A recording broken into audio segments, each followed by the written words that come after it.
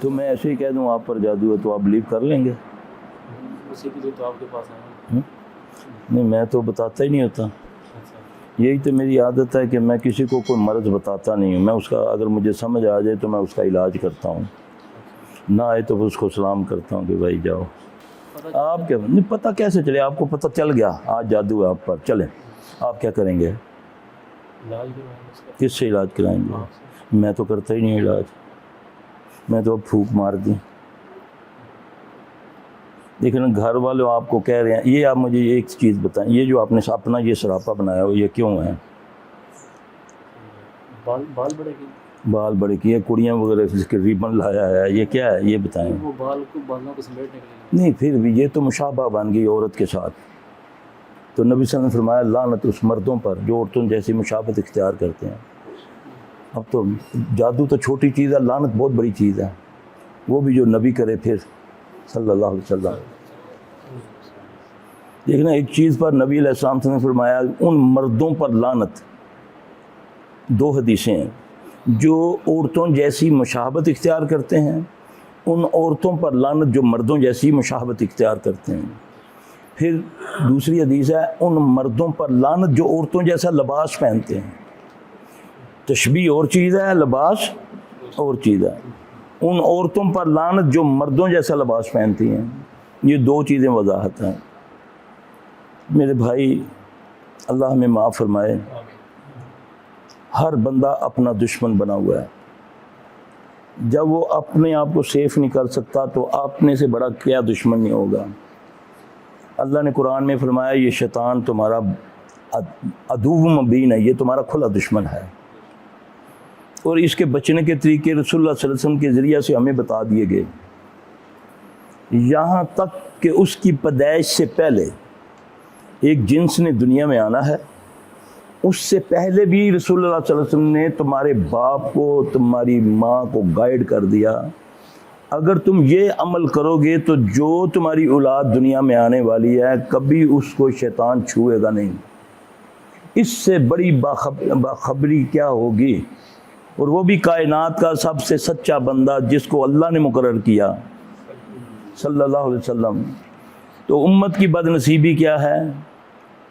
نکاحوں میں بڑے بڑے تو فنکشن کرتے ہیں ہم، وہ بیچارہ نکاح پڑھانے والا بھی وہ بھی اس چیز سے بالکل بے خبر ہے، اگر جو جانتے ہیں ان کو شرم لے ڈوبی ہے کہ یار یہ موقع ہے بات کرنے کا۔ بدبخت یہی موقع ہے بات کرنے کا جب تو دو جنسوں کو ملا رہا ہے، دو نسلوں کو ملا رہا ہے، دو خاندانوں کو ملا رہا ہے، تجھے اس کو گائیڈ کرنا پڑے گا ورنہ تیرے وبال پڑے گا۔ نبی صلی اللہ علیہ وسلم نے فرمایا جب دو میاں بیوی آپس میں ملتے ہیں نا، سب سے پہلے آپ صلی اللہ علیہ وسلم خود آپ کا عمل بھی موجود ہے، جب آپ کبھی کوئی نکاح کرتے یا کوئی جانور خریدتے، سواری خریدتے، آپ اس کی پیشانی کے بال پکڑتے ہیں، آپ ایک دعا پڑھتے ہیں، چند لفظوں کی دعا، واللہ وہ دعا ہر بندہ تقریباً اثرات کا مارا ہوا ہے،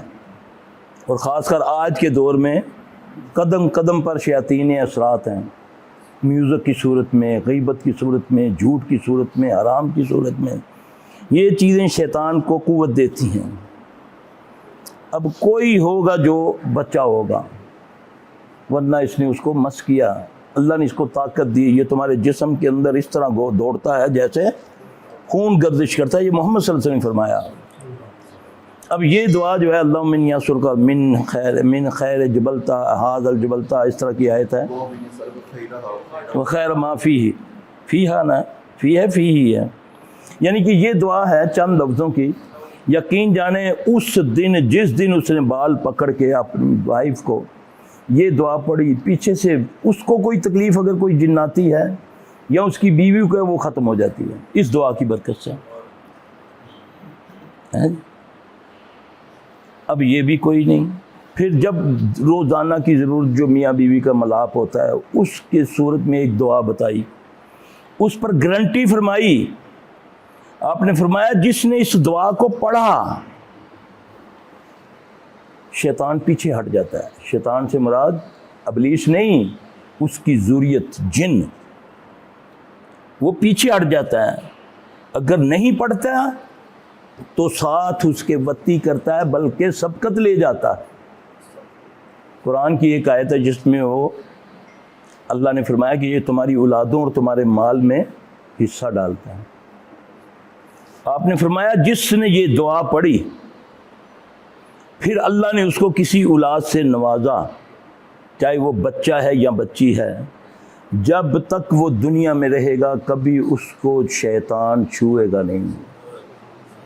کتنی بڑی گارنٹی ہے، کس کی طرف سے؟ اللہ کی طرف سے، کیونکہ اللہ نبی کو بتاتے ہیں تو نبی ہمیں بتاتے ہیں صلی اللہ علیہ وسلم، کیونکہ نبی علیہ السلام اپنی طرف سے وما ينطق عن الهوى ان هو الا وحی یوحى۔ کتنی پی ایچ ڈیاں کی ہیں آپ لوگوں نے، بتائیں نا کبھی کسی نے آپ کو درسوں میں یہ بتایا ہو؟ یہ آپ کی ضرورت نہیں ہے؟ یہ آپ نہیں چاہتے کہ میری اولاد کو اللہ پاک شیطان سے محفوظ رکھے؟ پھر اس کا طریقہ کون سا مشکل ہے؟ کوئی چلہ کو قلہ، کوئی مال خرچ ہوا ہے جی، یہ کر لو جی، شادی سے پہلے یہ کر لو، جن کایا جاتا ہے وہ گند سارا کرتے ہو۔ آؤ نا نبی صلی اللہ علیہ وسلم کی طرف آؤ نا۔ اللہ نے تو قرآن میں ایک بندے کے بارے میں فرمایا عیسیٰ بن مریم، اس کو شیطان نے نہیں چھوا۔ اور نبی صلی اللہ علیہ وسلم ایک صحابی کے بارے میں عمار بن یاسر کے بارے میں فرمایا کہ عمار بن یاسر تجھ کو شیطان نے نہیں چھوا۔ باقی ہر بندے کو چھوتا ہے الا کہ جس کے ماں باپ نے اس دعا کو پڑھا، پھر اللہ نے اس کو اس اولاد سے نوازا، چاہے وہ بچہ ہے یا بچی ہے، جب تک وہ دنیا میں رہے گا کبھی اس کو جن شیطان چھو نہیں سکتا۔ یہ نبی کی گارنٹی ہے صلی اللہ علیہ وسلم۔ کتنے لوگوں کے کتنے اس پروسیس سے گزرے، بڑے بڑے مفتری، بڑے بڑے واعظین بیٹھے ہیں امت میں فرقہ ڈالنے کے لیے، اپنے آپ کو اچھا کہتا ہے، سب کو کافر کہتا ہے، اپنے آپ کو بہت کچھ کہتا ہے، دوسروں کو کچھ ہی نہیں سمجھتا، بیٹھے ہوئے ہیں مجمع لگا لگا کر امت کے اندر دھڑاڑیں ڈال ڈال کے بیڑا غرق امت کا کر دیا۔ جو اصل اس کے مسائل تھے، نہ بیماریوں پر توجہ، نہ حرام حلال پر توجہ، نہ غیبت پر، نہ جھوٹ پر، اس میں ہے تو کافر میں مسلمان، تو فلاں تو فلاں، تو بریلوی دیوبندی، تو اہل حدیث تو اہل حدیث، اس پر بیڑا غرق کر کے امت کا رکھ دیا۔ بیسک جو تھی وہ کیا ہے؟ صرف محمد صلی اللہ علیہ وسلم کا طریقہ تھا۔ کوئی مائی کا لال پیدا ہوا ہے کہ نبی کی بات پر انکار تو کر کے دکھائے؟ میں انکار کرتا ہوں امام ابو حنیفہ کی بات کا، شافعی کی بات کا، حنبلی کی بات کا، مجھے کوئی فتویٰ لگائے۔ وہ عرش والا رب کہتا ہے تو محمد صلی اللہ علیہ وسلم کی بات کو چھوڑنا تو دور کی بات ہے، تو دل میں بھی تنگی جانے، میں رب کہتا ہوں تو مومن نہیں ہے۔ فلا وربک لا یؤمنون، قرآن کہہ رہا ہے نا، میں تھوڑی کہہ رہا ہوں۔ میں سب دنیا کے کام کرنا جانتا ہوں، اس کو صحیح سمجھتا ہوں، لیکن جب نبی کی بات آتی ہے اس پر میں بحث شروع کر دیتا ہوں۔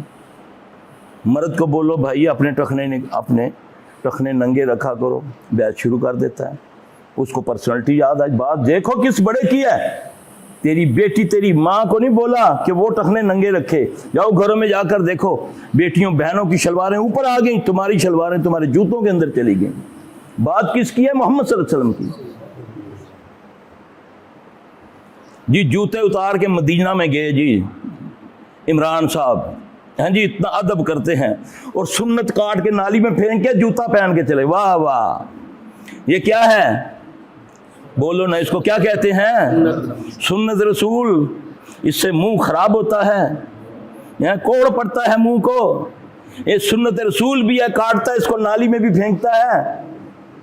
ہاں جی جوتے پہن کے مدینے میں نہیں گئے، جرابوں میں گئے ہیں۔ یہ ادب ہے، ہمارے قول و فعل میں تضاد ہے۔ او کسی نے اپنے بڑے کا ادب سیکھنا ہے نا، یا اپنی مشابت، دیکھیں ہر قوم کی ایک شناخت ہوتی ہے۔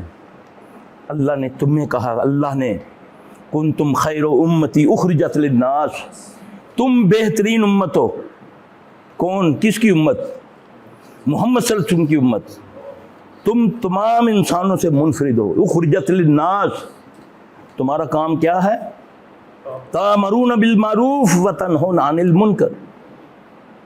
تمہارا کام ہے برائی سے منع کرنا اور نیکی کا حکم کے لے لیے لمکانی ایسے نہیں کرنا. تامرون بالمعروف، نیکی کا حکم کرنا. حکم کون کرتا ہے؟ جو حاکم ہوتا ہے. ہم تو مغلوب ہوئے ہیں کافروں سے. اللہ ہم پر رحم کرے.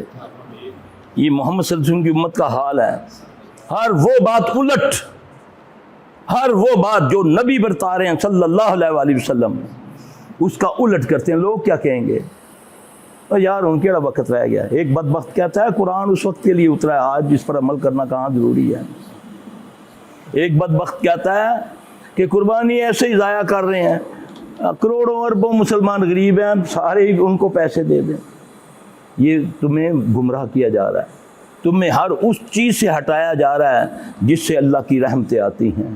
اور ہم بھی یہی چاہ رہے ہیں کہ ہمیں کوئی ایسے بدبخت علماء مل جائیں، علماء سو، جو ہمارے دل کے فتوے دیں، ہماری مرضی کے.